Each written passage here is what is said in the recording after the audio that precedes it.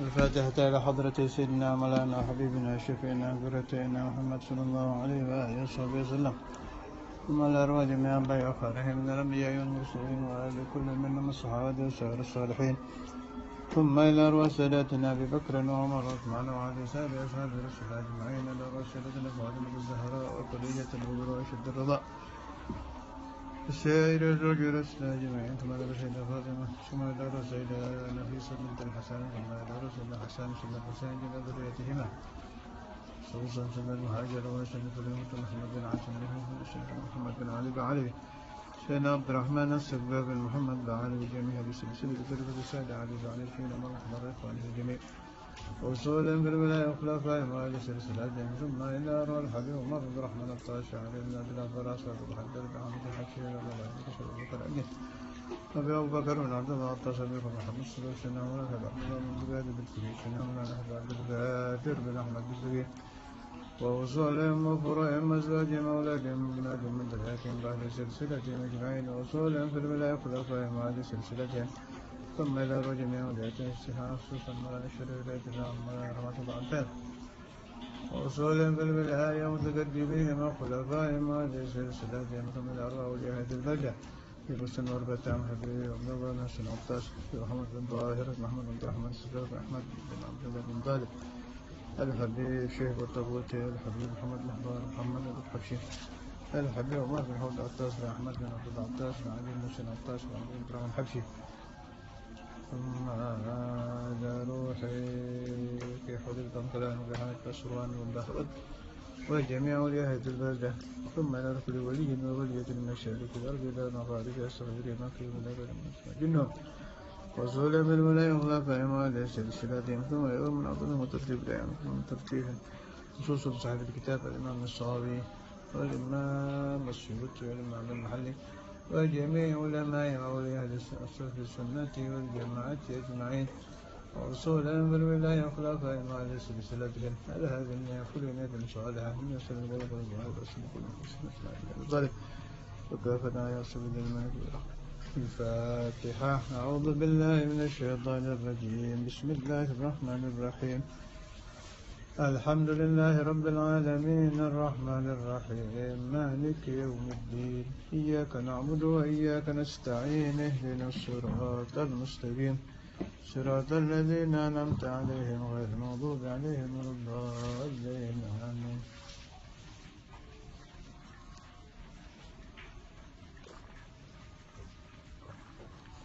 بسم الله الرحمن الرحيم، الحمد لله، اللهم صل على سيدنا محمد وعلى آل سيدنا محمد.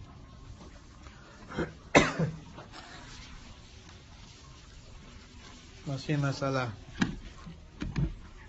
suratul Fatihah, qauluhu ta'ala bismillahirrahmanirrahim. Qala al-muallif rahimahullahu ta'ala wa nafa'ana bihi bi asrarihi fid dharain.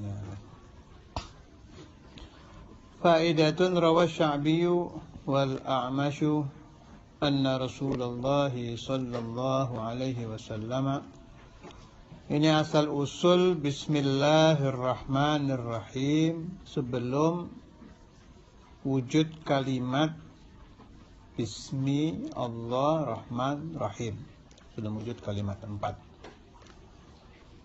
Kana yaktubu Bismikallahumma hatta nazala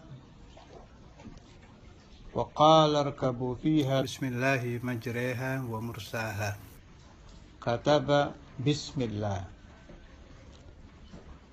falamma nazalat qul ud'u allaha aw ud'u rahman, kataba bismillahirrahman, falamma nazalat innahu min Sulaimana wa innahu bismillahirrahmanirrahim, katabaha. Jadi dahulu Nabi Muhammad mengajarkan kepada para sahabat itu, pertama-tama ucapan basmalah itu berbentuk Bismikallahumma, titik, segitu saja. Ketika turun ayat Bismillahi majreha wa mursaha. Berubah menjadi Bismillah. Ketika turun ayat Qul Allah awid'ur Rahman, berubah menjadi Bismillahirrahman. Ketika turun ayat innahu min Sulaiman wa innahu bismillahirrahmanirrahim, berubah menjadi Bismillahirrahmanirrahim ila akhir zaman, sampai selama-lamanya tidak berubah lagi.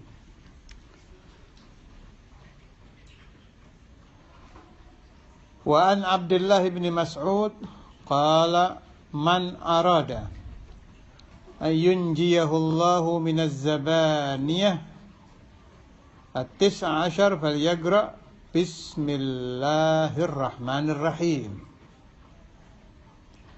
liyaj'alallahu lahu bikulli harfin minha junnatan min kulli wahid.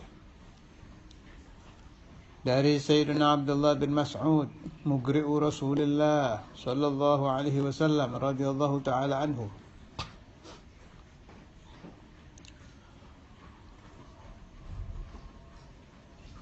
siapa-siapa yang ingin Allah Ta'ala selamatkan dia daripada malaikat Zabaniyah yang jumlahnya 19 malaikat,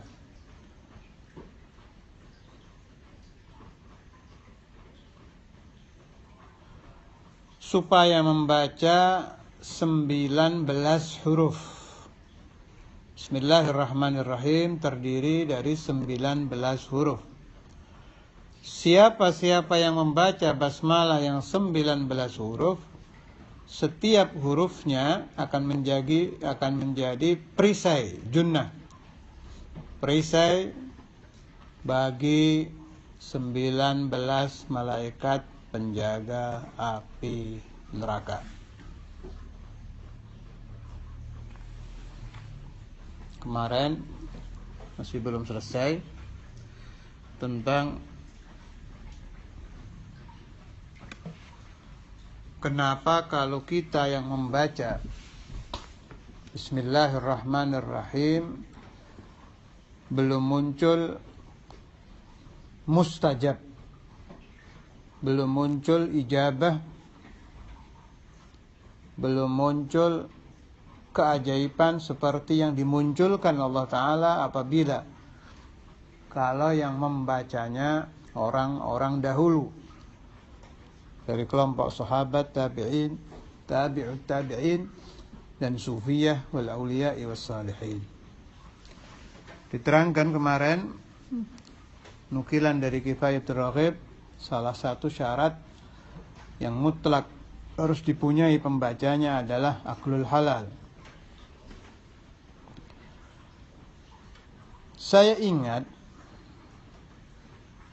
Imam Ghazali itu di Ihya pernah menukil hadis dari Nabi besar Muhammad sallallahu alaihi wasallam, au kama qala inna syaitana la yajri min ibni Adam majrad dam fadayyiqu majariyahu bil ju'i wal atash.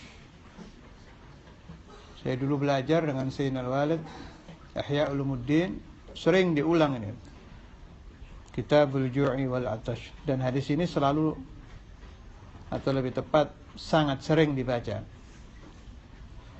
Artinya sesungguhnya syaitan itu bisa memasuki aliran darah manusia, maka sempitkanlah aliran darah yang dimasuki syaitan itu dengan haus dan lapar. Dayiqu majariyahu bil ju'i wal atash. Bagaimana mungkin ada doa mustajab muncul dari hati yang hati itu ditempati oleh syaitan? Apalagi kalau syaitannya sampai nginep di situ. Apalagi kalau sampai bertelur, sampai punya anak. Mustahil, tidak mungkin.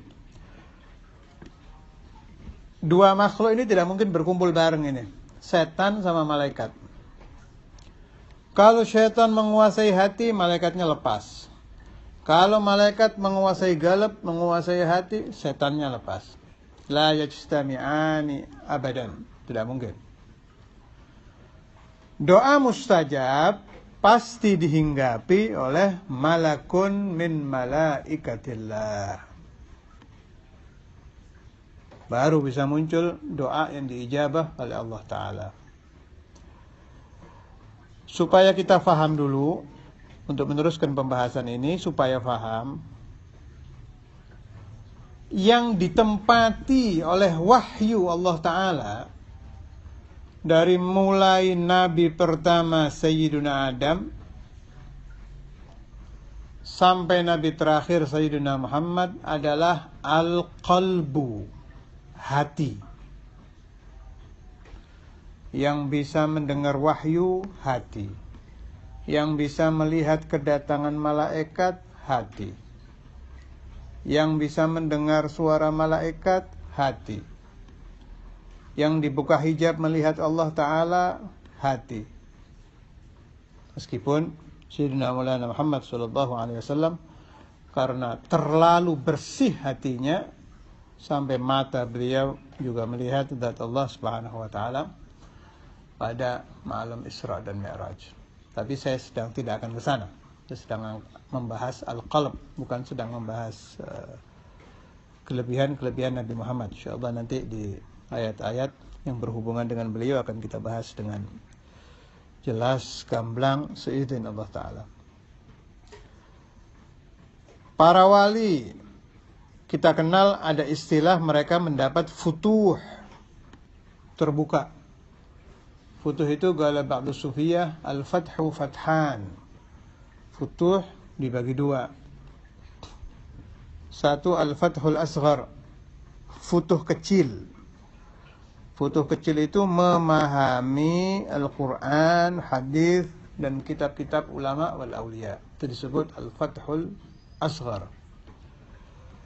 Kedua, al-fathul akbar adalah bisa melihat, kalau mendengar tentang surga dan neraka, bisa melihat surga dan neraka.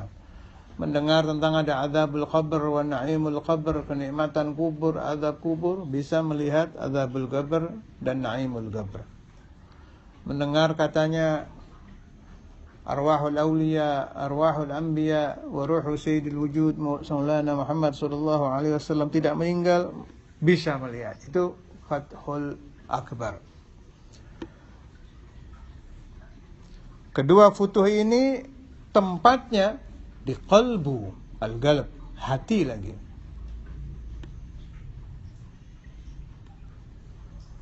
Al-iman, tempatnya di hati. Al-yaqin, tempatnya di hati.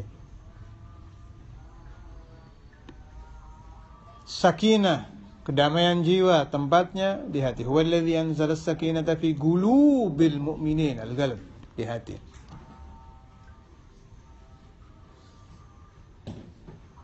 Yang bisa mengusir syaitan, Anda ingin supaya syaitan tidak dekat dengan Anda. Diterangkan kalau kita ingin mengusir syaitan harus ingat kepada Allah. Al-dzakir huwal qalb, hati lagi. Karena itu ayyuhal ikhwan, cara untuk memunculkan nurul qalb, cahaya hati, cara untuk memunculkan hayatul qalb, hidupnya hati, pertama aklul halal, yang kedua ulama-ulama tariqah, ulama-ulama tasawuf, kaum sufi, di antaranya Sayyidina Maulana Al-Allamah Al-Imam Ibnul Haji At-Tilmizani, pengarang kitab Al-Madkhal. Beliau mengarang kumpulan ijazah beliau. Di situ diterangkan ada banyak syarat doa mustajab. Di antaranya beliau katakan, supaya orang yang sedang berdoa kepada Allah Ta'ala agar kosong perutnya dari makan yang ada nyawa, atau istilah kaum sufi, tarku akli dhi ruhin wa ma tawallada minhu, meninggalkan makanan yang bernyawa dan makanan yang berasal dari sesuatu yang bernyawa. Saya sering ditentang oleh orang-orang yang mungkin belum pernah membaca kitab Al-Imam Ibnul Haji At-Tilmisani. Saya maklumi, sebab kitab beliau mungkin jarang dibaca. Tapi ini alhamdulillah ada kumpulan majelis pengajaran, pelajaran yang diajarkan oleh Al-Allamah Alimul Madinah Al-Munawwarah Al-Habib Zain bin Ibrahim bin Sumaid, yang dikumpulkan oleh muridnya As-Sayyid Ali bin Hasan Baharun, Darul Lughah Bangil, halaman 330, nanti saya bacakan. Banyak mengatakan bahwa puasa tarkurru tidak berjiwa ajaran orang Jawa.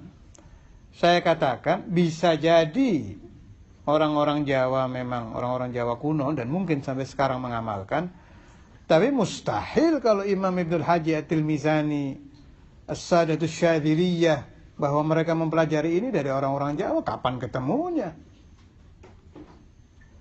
Imam Syadzili kaum sufi kuno, dan tidak ada riwayat yang mengatakan bahwa beliau pernah masuk ke Indonesia. Tidak ada. Saya tidak pernah mendengar riwayat dalam sejarah bahwa Ibnul Haji At-Tilmisani dakhala Jawa fa akhadha ijazat tarkirruh. Mustahil. Jadi tolong kalau sedang membahas ilmu jangan memasukkan asabiyah, kefanatikan ajaran satu kelompok, jangan. Qala Syekh Abdul Qadir Al-Jailani, adadut tara'iq mithlu anfasil khala'iq. Jumlah tariqah jalan menuju Allah Ta'ala tidak bisa dihitung seperti nafasnya makhluk-makhluk. Tidak ada yang bisa menghitung jumlahnya. Untuk memperkuat kepercayaan Anda tentang ajaran tarkurruh, saya nukil di Taklimnya Habib Zain ini ya, halaman 330, pasalnya Hikayatus Shalihin fi tarkis syar'i, nomor ke-5. Min amalit tariqatis syadziliyah. Tariqah Syadziliyah itu suatu tariqah kuno, bukan tariqah baru. Kalau Tijaniyah masih baru, tahun 1000 ke sini. Tariqah Syadziliyah tariqah kuno yang didirikan oleh Imam Syadzili. Nama beliau Ali, Sayyidina Ali Asy-Syadzili. Min amalit tariqati syadziliyah man'u. Nanti tentang siapa Imam Syadzili insyaallah kapan-kapan saya bahas khusus. Sebab Imam Syadzili itu ada banyak, yang saya tahu saja ada 3. Ada Syadzili sahibu ru'yati Rasulullah sallallahu alaihi wasallam, Al-Imam Abdul Mawahib Asy-Syadzili. Ada Syadzili sahibul Qahwah yang dari Yaman, dari Hadramaut, itu beda lagi. Ada pendiri tariqah Syadziliyah. Kapan kita bahas? Sekarang sedang membahas basmalah, jadi saya tidak akan lompat ke sana. Min amalit tariqati syadziliyah man'u akli dhi ruhin wal jima'i muddat 40 yawman wa an yasuma fi tilkal muddah aw ma hadha ma'na. Termasuk salah satu amalan tariqah syadziliyah, tidak makan yang bernyawa dan tidak kumpul dengan istri selama, malah ini lebih berat, ada tarkul jima'. Tidak kumpul dengan istri muddata 40 yauman, selama 40 hari. Wa an yasuma fi tilkal muddah, dan selama 40 hari itu dalam keadaan berpuasa. Saya berharap kepada Allah Ta'ala supaya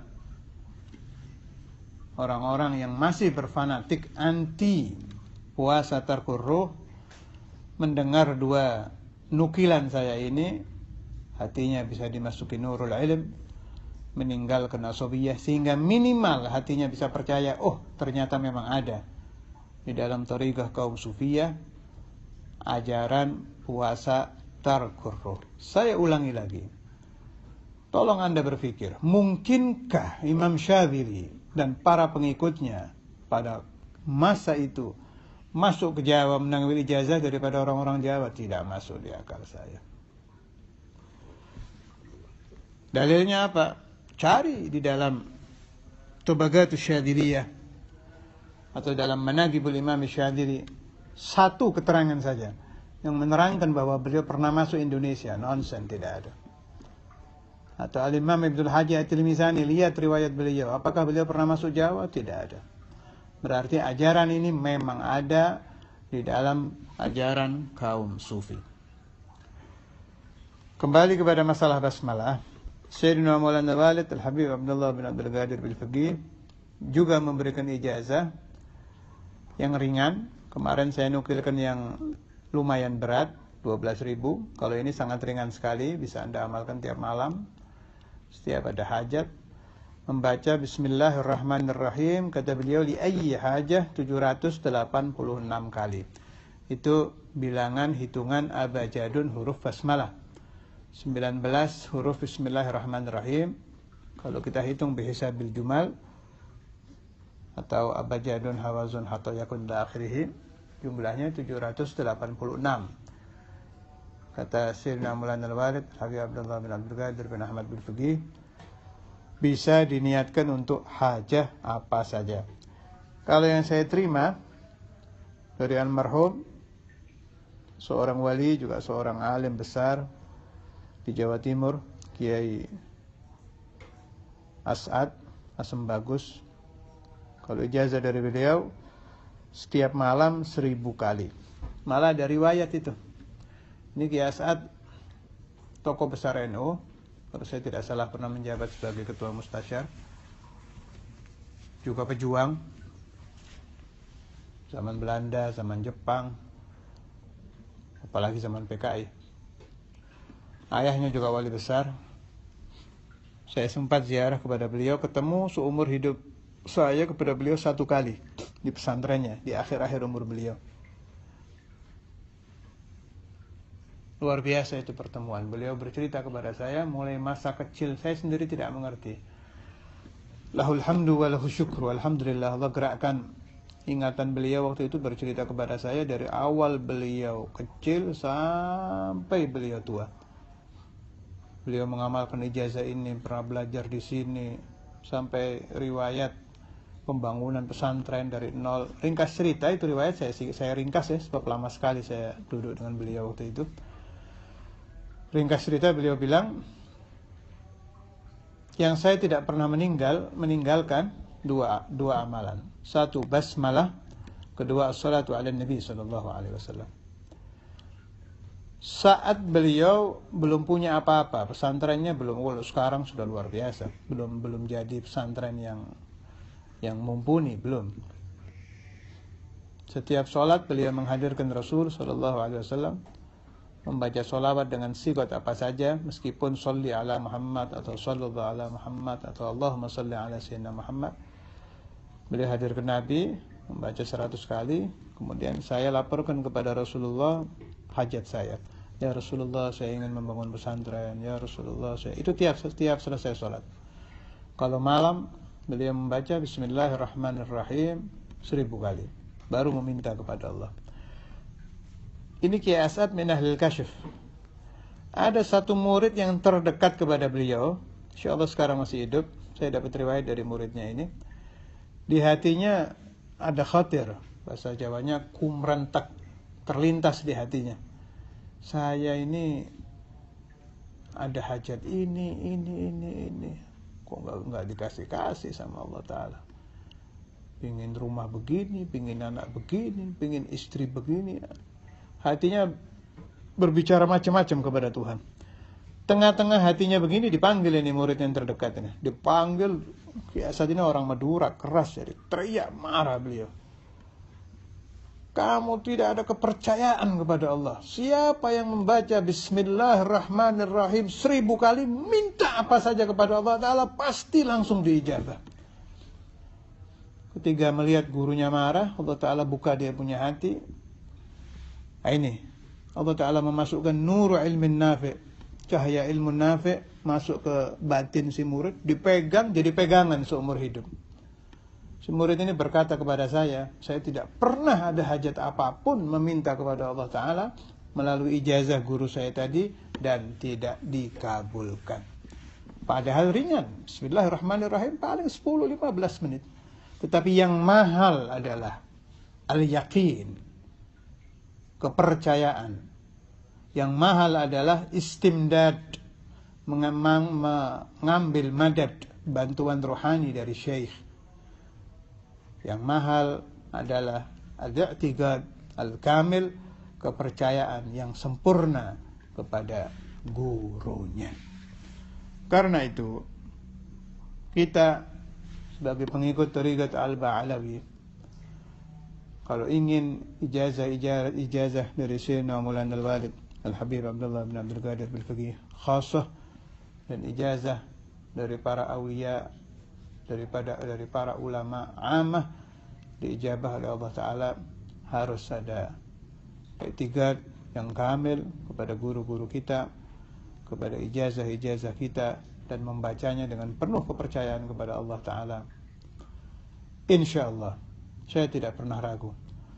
Yang kita minta ini satu zat yang tidak pernah tidur, mengantuk saja tidak pernah. La ta'khudhuhu sinatu wa la naum. Kita minta kepada Allah Ta'ala yang ya'lamu kha'inatal a'yun wa ma tukhfis sudur. Jangankan badan manusia, kerjapan mata manusia, khianat mata manusia, lirikan mata manusia, Allah melihat, mendengar, dan tahu. Wa ma tukhfis sudur, gerakan hati kita yang belum muncul, yang telah muncul dan sedang muncul, diketahui oleh Allah Ta'ala. Memang ma'rifat kepada ilmu tauhid harus dijadikan pondasi lebih dari aklul halal.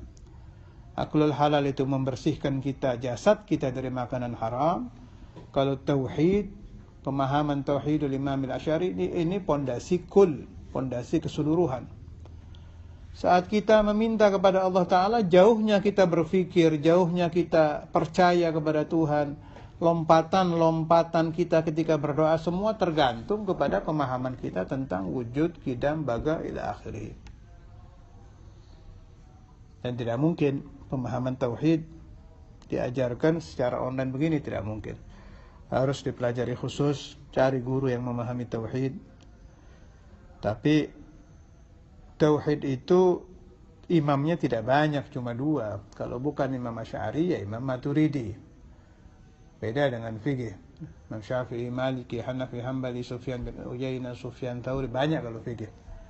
Terutama kalau untuk Indonesia mazhab 4. Tapi kalau tauhid 2. Tauhid Imam Maturidi tidak ada, semuanya merujuk kepada tauhidul Asy'ari, dan rata-rata melalui jalur Sayyidina Maulana Al-Imam Abu Abdullah Muhammad bin Yusuf As-Sanusi Al-Hasani. Kalau yang masih murni dan ada isnadnya mengajarkan tauhidul Imam Asy'ari, ada pesantren di Tegal, Jawa Tengah, namanya Tauhidiyah. Masih hidup guru saya, Allah Ta'ala umrahu, Kiai Ahmad Saidi dan Kiai Muhammad Hasani. Kedua beliau sangat mengerti tentang tauhidul Imam Al-Asy'ari, ala tariqatul Imam As-Sanusi. Siapa yang ingin mempelajari dengan benar bisa ke sana atau bisa mengikuti online, ada juga pengajiannya online. Cari saja orang-orang yang berhubungan dengan sana. Itu penting untuk memperkuat kita kepada doa mustajab, kepada pemahaman tentang Allah Ta'ala. Semakin sedikit pemahaman kita tentang Allah Ta'ala, semakin sulit kita menemukan keyakinan ketika kita memohon kepada Allah Azza wa Jalla. Dan berhabis waktunya, saya tutup. majelis malam ini dengan doa. Mudah-mudahan saya dan Anda diberi futuh tentang Bismillahirrahmanirrahim, diberi keyakinan yang kuat di dalam mengamalkan Bismillahirrahmanirrahim, diberi futuh di dalam mengajarkan putra-putri kita setiap akan melakukan apa saja bisa menghadirkan Bismillahirrahmanirrahim, dan terutama kita diberi keyakinan yang kamil, syamil, daim kepada Allah Ta'ala, sehingga bukan hanya Bismillahirrahmanirrahim yang terbuka di dalam batin kita, tapi semua ayatul Quran, semua auradun Nabi Muhammad SAW, semua auradul awliya, terutama aurat lewat jalur tariqah al-Ba'alawi. Allah manfa'ni wa iyyakum min barakatihi wa asrari jami'i awliyaillah wa anbiya'illah wa rasulillah wa malaikatillah khususan. منفعني وإياهم من بركات وأسرار سيدنا مولانا الوالد حبيب عبد الله بن عبد القادر الفقيه، من بركات سيدنا مولانا حبيب عبد القادر بن أحمد الفقيه، من بركات أولياء تسعة، من بركات سلطان أولياء سيد الشيخ عبد القادر الجيلاني، من بركات علمائك وأوليائك وأنبيائك ورسلك وملائكة أجمعين على هذه النية كل نية صالحة. ربنا تقبل منا واقبلنا بسر أسرار الفاتحة وإلى حضرة النبي. أعوذ بالله من الشيطان الرجيم. بسم الله الرحمن الرحيم.